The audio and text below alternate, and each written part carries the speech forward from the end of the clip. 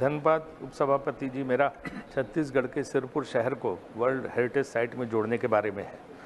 Sirpur town in Mahasamund district of the state of Chhattisgarh, located 78 kilometers away from Raipur on the banks of the river Mahanadi, is a place where art and archaeology meets spirituality. Sirpur has a rich background of traditional cultural heritage and architecture.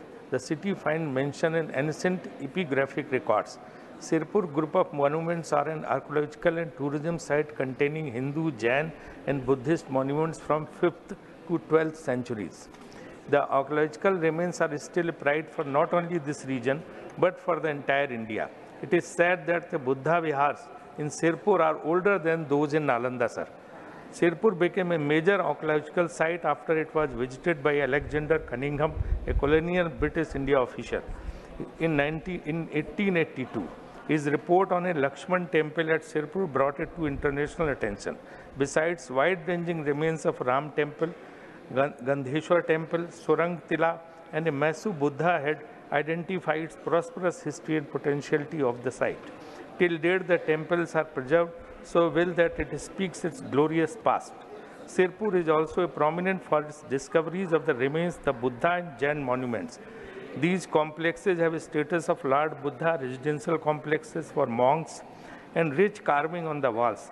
When the Archaeological Survey of India carried out one of the biggest excavation exercises of central India at Sirpur, several new findings had come out, establishing that the site was one of Asia's top educational centers for Buddhists.